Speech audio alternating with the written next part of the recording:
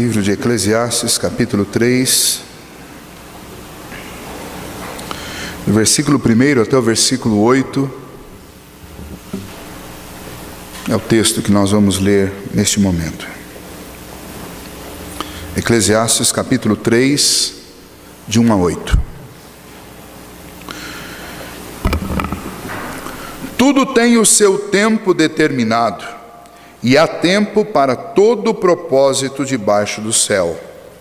Há tempo de nascer e tempo de morrer, tempo de plantar e tempo de arrancar o que se plantou, tempo de matar e tempo de curar, tempo de derribar e tempo de edificar, tempo de chorar e tempo de rir, tempo de prantear e tempo de saltar de alegria, tempo de espalhar pedras e tempo de ajuntar pedras, tempo de abraçar e tempo de afastar-se de abraçar, tempo de buscar e tempo de perder, tempo de guardar e tempo de deitar fora, tempo de rasgar e tempo de coser, tempo de estar calado e tempo de falar, tempo de amar e tempo de aborrecer, tempo de guerra e tempo de paz.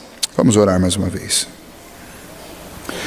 Senhor, ajuda-nos, ó Deus, a entender o teor da Tua palavra, e que ela, ó Deus, nos ensine a respeito das estações e épocas da vida, segundo o governo do Senhor, e que assim, ó Deus, nós vivamos, ó Pai, uma vida mais sábia, e uma vida, ó Deus, mais confiante no Senhor a cada momento. Pedimos isso em nome de Jesus. Amém.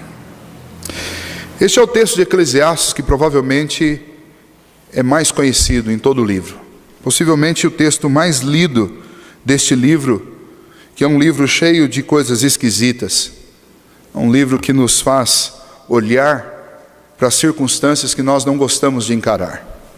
Neste livro, como diz Phil Weicker, que parece ter sido escrito numa segunda-feira, neste livro, que o autor parece soprar no nosso rosto fumaça todas as vezes em que nós o lemos, porque ele afirma e confirma que tudo na vida não passa de vapor. Neste livro, que mostra-nos a parte mais difícil da existência, o capítulo 3 é o capítulo que nós encontramos algum tipo de conforto nele. Algum tipo de conforto exatamente porque nós temos a mania de entender este capítulo segundo o nosso bel prazer. E segundo o nosso bel prazer, este capítulo é um capítulo muito bom. Porque segundo o nosso bel prazer, esse capítulo diz que há tempo para você poder fazer tudo debaixo do sol. E eu quero começar exatamente por aí. Porque se você for um bom observador, ou mesmo que você não seja um bom observador, você já sabe que não há tempo para fazer tudo debaixo do sol. Possivelmente todos nós aqui em algum momento da vida já falamos assim, não deu tempo. E se você já fez essa afirmação alguma vez, você então está contradizendo aquilo que esse texto está dizendo, se é que o texto está dizendo que há tempo para você fazer qualquer coisa. Por que existe essa contradição? Porque provavelmente o entendimento nosso a respeito do que esse texto está dizendo é um entendimento equivocado. O texto não está dizendo que há tempo para você fazer qualquer coisa. Eu podia fazer um laboratório com vocês e podia dizer o seguinte: imagine que você tivesse apenas mais um mês para viver. O que você faria? Em 30 dias daria para fazer tudo o que você sempre sonhou em fazer? É óbvio que não. Você ia ter que fazer uma seleção, e possivelmente uma seleção louca do que você iria fazer. Possivelmente, você passaria a desvalorizar coisas que hoje você valoriza, simplesmente por não poder ter tempo para elas. Mas esta é a realidade da nossa vida. Se você observar, eu não tenho apenas 30 dias para viver. Possivelmente, se eu for uma pessoa saudável, eu vou ter 70, 75 anos para viver. E isso segundo as últimas estimativas. Mas se você pensar em tudo o que você quer fazer, você vai descobrir que 70 ou 75 anos é muito pouco para fazer tudo que você sonha em fazer. Para fazer todas as viagens que você imaginou um dia fazer, para realizar todos os sonhos que já passaram pela sua cabeça, para ganhar e conquistar todas as coisas que você já sonhou em conquistar, para ter tudo aquilo que você quis ter, para fazer tudo aquilo que já passou pela sua cabeça. 75 anos é muito pouco, não dá para fazer nada, e o tempo voa e passa muito rápido, e esse tempo é como fumaça, e quando eu menos percebo, já se foram metade dos meus anos úteis de vida, e eu já caminho para o final. E então, é óbvio que o que esse texto está dizendo, não é que há tempo para eu fazer qualquer coisa debaixo do sol. O que esse texto está dizendo é algo muito semelhante a isso. Mas a diferença é uma diferença extremamente grave. E grave por quê? Porque ela vai me remeter a pelo menos 3 realidades importantes na minha vida. Primeiro, a bênção da criação de Deus, regulada, organizada, dividida em épocas. Vai me fazer olhar também para a maldição da queda, que diminuiu o meu tempo, que estragou essa criação organizada, que fez com que toda essa criação caísse em caos. Mas esse texto também vai me fazer olhar para o futuro e saber que há um tempo de esperança, que há um momento em que essa maldição vai acabar. E se há tempo para viver debaixo da maldição do pecado, também haverá tempo para viver fora dela. E então esse texto me remete a pelo menos 3 quadros, e hoje eu quero olhar pelo menos um com vocês, o primeiro deles, que é a bênção da criação. E eu preciso dizer para vocês, em primeiro lugar, que o autor de Eclesiastes, que está dentro dessa proposta de examinar o universo, de examinar as coisas debaixo do sol, para encontrar algo, ou descobrir se há algo que possa trazer satisfação, que já analisou o conhecimento, que já analisou a própria alegria, que já analisou o trabalho, como nós vimos na semana passada, que já analisou a sabedoria, agora ele vai analisar o tempo, e vai mostrar para nós que há algo bonito, belo, maravilhoso no tempo, fantástico no tempo. E então ele vai dizer para nós que Deus fez todas as coisas na criação, Ele fez todas as coisas de tal maneira organizadas, que há tempo para todos os propósitos debaixo da criação. Mas não são todos os propósitos dos homens, mas há tempo para todo o propósito de Deus debaixo do sol, em toda a criação. Ou seja, quem foi que dividiu o tempo? Quem dividiu o tempo em dias? Quem dividiu o tempo em semanas? Quem dividiu o tempo em estações? E essa semana entrou o outono e nós já podemos sentir um pouco do outono no dia de hoje. Quem criou essas divisões no tempo? Quem criou esses quadros pintados na história da nossa vida, que nós conseguimos descrever muito bem? Quem criou isso foi Deus. Isso não faz parte de uma força aleatória dentro do universo. Isso é parte da ideia de Deus. Deus fez um mundo com estações para que nós pudéssemos perceber o controle que Ele tem sobre tudo. E então o que Eclesiastes está nos ensinando aqui, o que Salomão está falando para nós, é que tudo tem o seu tempo determinado. Há tempo para todo propósito debaixo do céu, mas não são todos os propósitos do meu coração. Há tempo para tudo aquilo que Deus estabeleceu que acontecesse. Nós gostamos muito da palavra soberania, e nós gostamos de cantar e de falar a respeito da soberania do próprio Deus. Mas nós temos uma grande dificuldade de encaixar essa soberania dentro dos nossos pensamentos, dentro das nossas emoções, dentro da nossa vida. Porque dentro da nossa vida nós queremos ser senhores do tempo. Dentro da nossa vida nós queremos controlar tudo. E quando alguma coisa não sai do jeito que nós planejamos, nós logo começamos a discutir com Deus e dizer: Senhor, por que o Senhor não está me deixando fazer isso? Ou por que o Senhor fez isso comigo? Por que as coisas não estão assim? No dia que chove a gente reclama porque está chovendo. No dia que não chove a gente reclama porque não chove. No dia que está calor a gente reclama do calor. No dia que está frio a gente reclama do frio. E parece que nada está encaixado no tempo. Mas o autor do livro aos Eclesiastes, ele diz o contrário. Ele diz que tudo está encaixado corretamente dentro do tempo pelo governo soberano de Deus. O problema é que nós achamos que o tempo é nosso, e que as estações dentro do tempo são nossas, e que os objetivos dentro do tempo são nossos, e que a soberania do tempo é nossa, quando ela não é. E então essa divisão de tempo, da qual o autor, o pregador vai falar aqui em Eclesiastes, ela é exatamente uma tentativa dele mostrar para nós que Deus tem um governo absoluto sobre tudo o que acontece no tempo.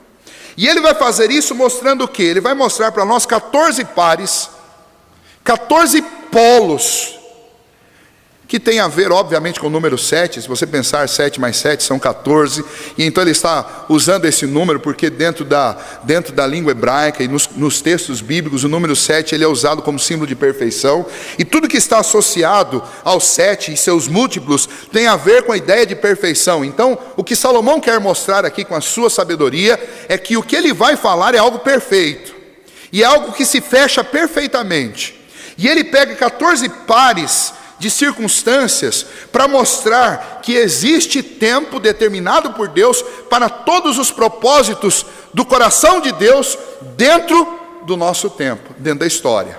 Eu vou dar os exemplos para vocês usando os pares do texto. Olha, ele está dizendo, olha, há tempo para nascer. Sim, Deus escolhe o dia do nascimento de cada um de nós. E há tempo de morrer, e nós sabemos muito bem que ninguém morre antes da hora.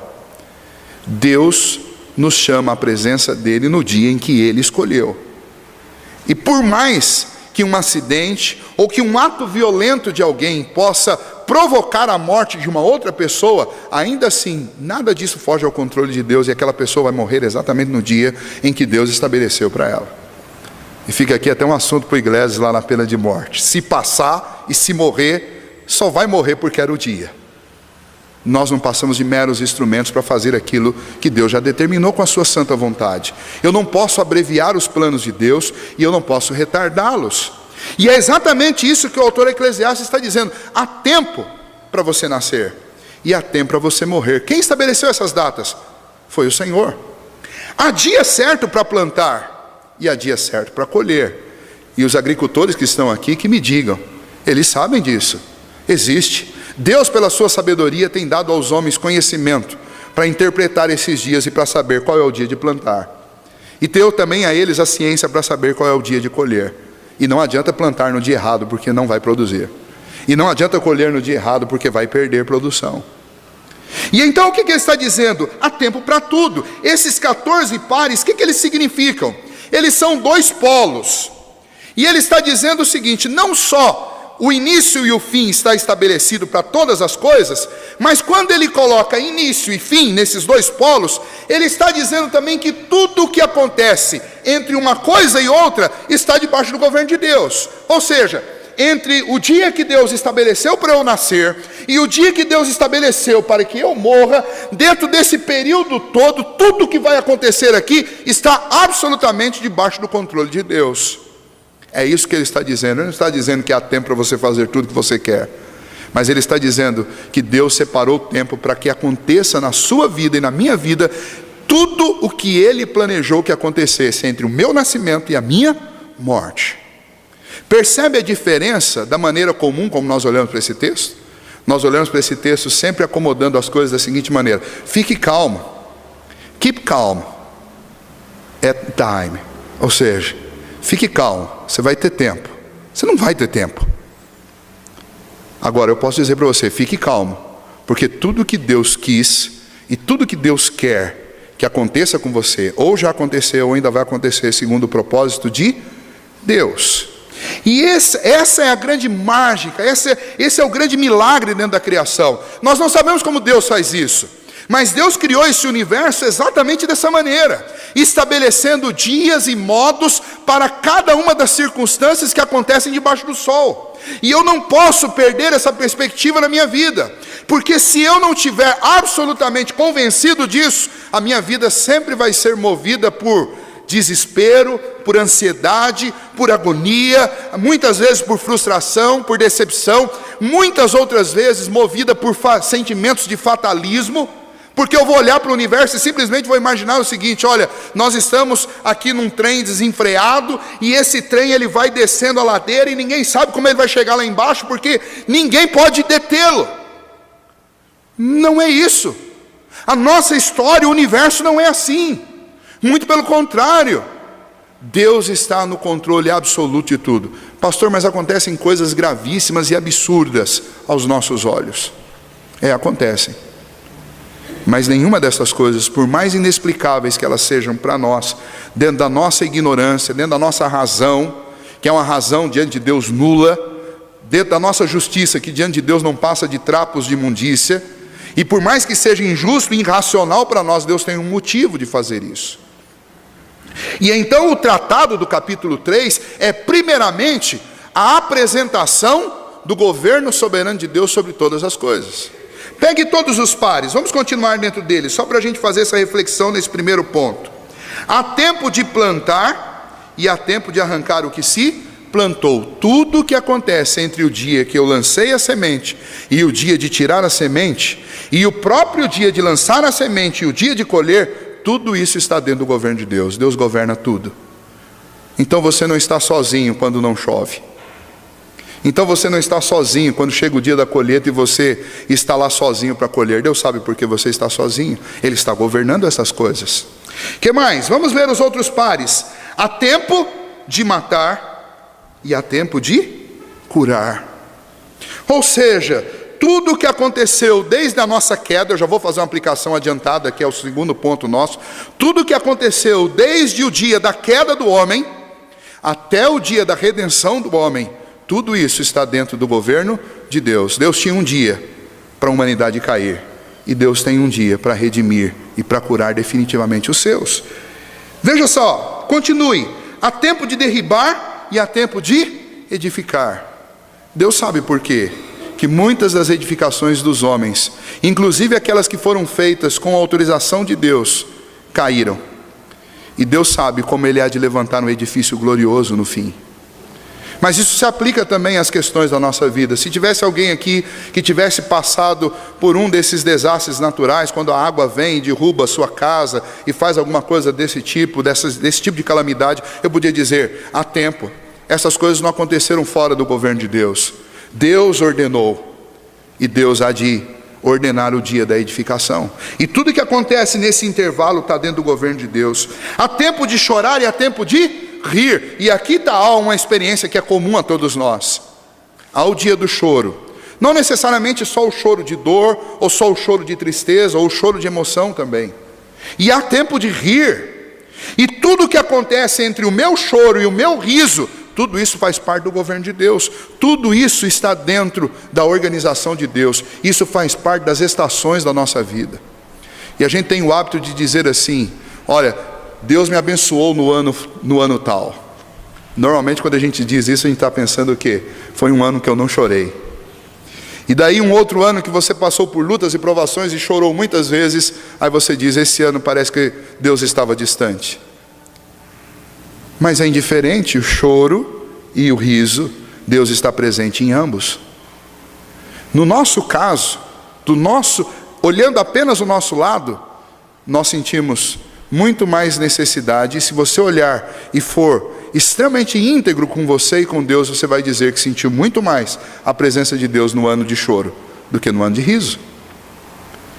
E então, o que o pregador está dizendo? O pregador está dizendo, Deus estabeleceu um tempo para cada um dos propósitos dele, na minha e na sua vida.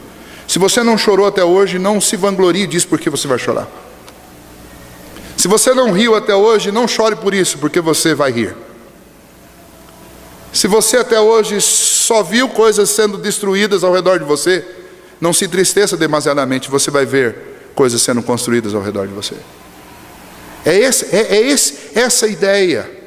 Deus tem tempo para cada um dos propósitos dele na sua vida. Mas eu não tenho tempo abundante para fazer tudo o que eu quero. Deixa eu olhar os outros pares para então concluir essa parte. Há tempo de prantear e há tempo de saltar de alegria. Há tempo de espalhar pedras, e essa é uma figura do casamento. Essa é uma figura do casamento judeu, do casamento dos hebreus. Eles chamavam o ato de casar de espalhar pedras. Era algo promissor.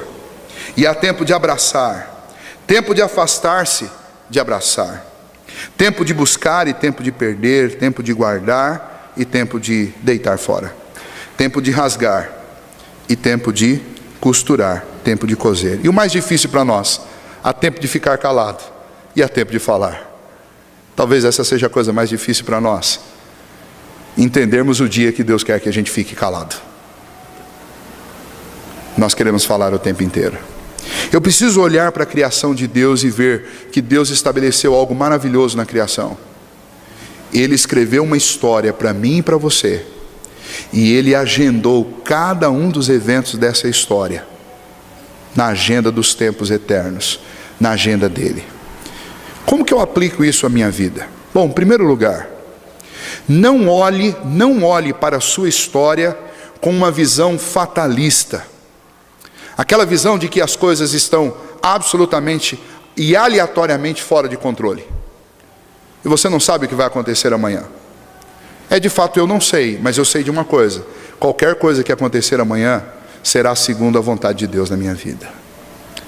Para a minha disciplina, ou para o meu crescimento, ou para a minha alegria, para o meu choro, ou para o meu riso, para ser abraçado por Deus, ou para sentir a falta de Deus.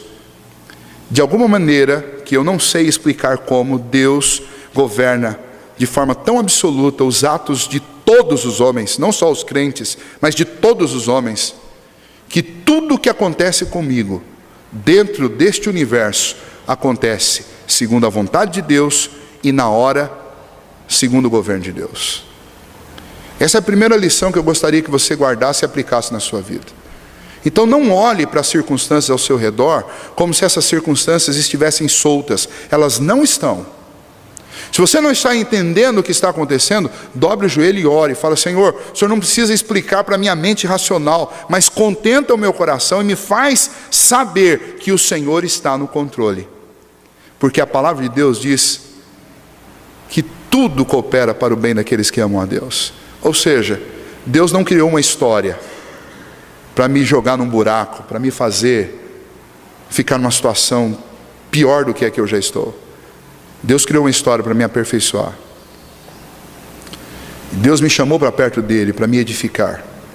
Então considere tudo o que acontece na sua vida tem um propósito santo e divino, nada está solto. Essa é a primeira aplicação que eu queria que você fizesse. Segunda, entenda que as estações, elas não só servem para mostrar o governo de Deus sobre a vida, mas para mostrar para nós também que, como parte da criação, nós também desfrutamos do cuidado desse Deus, e esse Deus estabeleceu na nossa vida tempo para tudo. Portanto, eu devo desfrutar de tudo dentro do tempo. O que isso significa na prática? Significa que há tempo para ser criança, mas também chega a hora de ser adulto. Há tempo de ser adolescente, mas chega a hora também que eu tenho que passar para a vida de adulto. Chega na vida de adulto, eu tenho que lembrar que não sou mais um jovem adolescente que posso fazer todas as coisas que eu gostaria de fazer antes. E eu preciso fazer essa leitura do tempo e entender que eu não sou maior do que o Criador do tempo. E entender que dentro do tempo, todas as coisas têm um tempo de começar e tem um tempo de terminar. E quem estabeleceu isso foi Deus. E eu preciso respeitar este cronograma de Deus, porque senão eu vou tentar fazer coisas que eu não vou dar conta. E eu vou me frustrar, eu vou me chatear, e eu vou frustrar outras pessoas dentro disso. Lá no congresso da SAF, a dona Eunice, que já esteve aqui na nossa igreja, ela tem sido secretária-geral da SAF, que é a pessoa que representa o Supremo Concílio dentro da SAF nacional, há 15 anos. E ela ontem fez um discurso muito emocionante, dizendo o seguinte: quando chegou no momento das indicações para a próxima secretária, ela fez o discurso e ela disse no final: com esse discurso eu encerro o meu trabalho como secretária-geral da SAF, porque o meu tempo como secretária acabou. Eu preciso dar tempo para outras. Agora chegou o tempo de eu fazer outras coisas. Nós precisamos ter essa consciência de que nós temos um tempo para fazer determinadas coisas. E isso faz parte do governo e da bênção de Deus. Eu não posso considerar essa mudança de tempo como alguma coisa traumática, como alguma coisa terrível, como alguma coisa frustrante.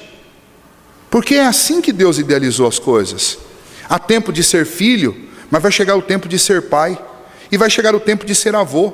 Quando eu for avô, não dá mais para eu cumprir a agenda de pai, porque eu não vou aguentar mais isso.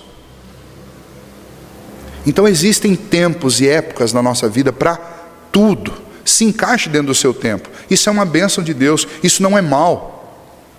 E é isso que esse texto está dizendo. Você tem um dia de nascer e você tem um dia de morrer. Tudo dentro dessa história está sob o governo de Deus, e Deus estabeleceu épocas. Não queira driblar as épocas de Deus, porque isso não vai fazer bem nem para você e nem para a sua família. Terceira e última aplicação que eu gostaria de fazer com vocês sobre isso. A nossa vida, uma vez que ela está dividida em épocas, governadas por Deus, e uma vez que há tempo para tudo, dentro da criação, e que isto é uma bênção de Deus, eu devo ser agradecido ao Senhor em todo o tempo. Esse talvez seja um dos piores problemas que nós temos. Nós temos uma dificuldade muito grande de sermos agradecidos. Nós sabemos agradecer a Deus quando Deus dá uma coisa que combina com a nossa vontade, mas nós temos muita dificuldade de agradecer a Deus quando Deus nos dá alguma coisa que não tem a ver com os nossos planos pessoais. E então nós resmungamos e nós somos reclamões. Aliás, nós somos reclamões por natureza. Nós gostamos de reclamar. Nós olhamos para a circunstância ao nosso redor e a primeira coisa que nós fazemos é procurar alguma coisa fora de ordem, para que a gente possa reclamar. Depois, se a gente não acha mais nada, aí a gente começa a observar as coisas boas e talvez a gente abra a boca para elogiar. Mas num primeiro momento, a nossa primeira reação em qualquer âmbito, em qualquer lugar, é a reação de reclamar. Mas quando eu entendo que Deus tem tempo para todo o propósito debaixo do sol, que tudo o que acontece na minha vida está debaixo do governo de Deus, que eu estou dentro de um projeto de Deus em que a minha vida foi dividida em tempos, épocas e estações, e eu estou correndo dentro dessas épocas e estações, e eu estou vivendo e desenvolvendo o projeto de Deus dentro dessas épocas e estações, eu não tenho espaço na minha vida para reclamação, para murmuração e para viver uma vida mal agradecida. Porque se eu sei que aquilo que Deus faz é perfeito e eu faço parte desse projeto perfeito, aonde eu vou achar justificativa para as minhas reclamações? A única justificativa é exatamente o meu coração mau e pecaminoso. Ele me dá inúmeros argumentos para reclamar de tudo, para reclamar da vida, para reclamar até do próprio Deus, para reclamar das pessoas, para reclamar de tudo, das minhas circunstâncias.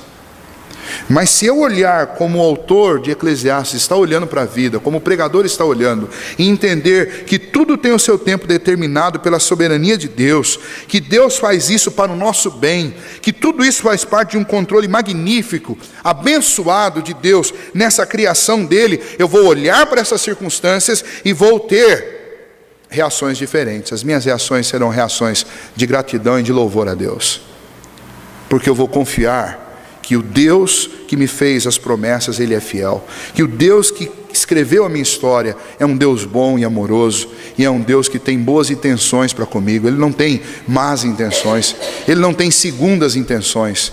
Ele é um Deus comprometido com a sua vontade. E a vontade dEle é que nós cresçamos, é que nós melhoramos, é que nós sejamos aperfeiçoados. Então viva com alegria, com tranquilidade, respeitando as épocas e entendendo que há um santo propósito de Deus em cada uma das épocas da sua vida. Na semana que vem nós vamos ver o tempo amaldiçoado pela queda. E aí nós vamos entender por que algumas palavras aparecem aqui como esse tempo de morrer, tempo de cair, esse tempo debaixo da maldição da queda. Nós vamos entender um pouquinho sobre isso. Mas hoje eu queria que você fizesse isso e eu quero lançar um desafio para você nessa semana. Que desafio é esse? É o desafio de você olhar para as circunstâncias da sua vida, sejam elas quais forem, e entender, Deus tem um propósito com isso na minha vida. Esse tempo que eu estou passando não corre aleatoriamente à vontade de Deus. Isso faz parte, essa é a estação da minha vida. Assim como entrou o outono, e um dia entrou essa estação, que de repente é a estação de melancolia, de repente é uma estação de sofrimento, de dor por algum problema, ou de repente é uma estação de profunda alegria. Lembre, isso é uma estação de Deus para a sua vida. E aí eu ouvi algo interessante essa semana. Uma das irmãs que fizeram a devocional lá na parte da manhã, ela disse assim, que um certo pastor estava aconselhando uma pessoa, ele disse, olha, eu vou te dar um conselho que vai servir para todos os momentos da sua vida. Momentos bons e momentos maus. Uma frase. Você consegue imaginar uma frase que serve para os momentos bons e para os momentos maus? E então o pastor disse para aquela pessoa que ele estava aconselhando, a frase é: vai passar. Vai passar. Se você está em profunda tristeza e dor, a frase: vai passar. Há tempo para passar. Se você está em profunda e profusa alegria, cuidado, vai passar. Então serve tanto para me fazer pôr o pé no chão, quando eu estou quase que flutuando, quanto serve também para tirar os meus pés do chão, quando eu estou quase achatado. Vai passar. É isso que o autor de Eclesiastes está dizendo no capítulo 3. Vai passar, porque há tempo para todo o propósito de Deus debaixo do céu. Nós todos fazemos parte dessa história. Deus é quem está governando essa história. Bendita, em muitos momentos, terrível para nós por causa do pecado, mas uma história assim bendita, porque no final dessa história, Isaías 55 diz que Deus está construindo um memorial eterno à sua glória, que jamais passará. Então até os momentos difíceis da minha vida são tijolos nesse memorial de Deus. E se é duro para mim passar, lembra de uma coisa, para eu passar, lembra de uma coisa: vai passar, vai chegar o dia da alegria, vai chegar o dia do júbilo. Que Deus nos ajude a considerar o tempo desta maneira, porque eu não tenho tempo para fazer tudo que eu quero debaixo do sol, mas certamente Deus tem tempo suficiente para fazer tudo o que Ele quer fazer comigo debaixo do sol. E eu preciso respeitar e viver esse tempo de Deus com alegria, com gratidão e com confiança de que tudo o que Ele faz é para o bem, é para me fazer melhorar na vida. Que Deus nos abençoe, que Deus nos ajude a considerar isso, lembrando que o nosso Deus é sempre um Deus fiel e que aquilo que Ele nos prometeu, Ele cumprirá.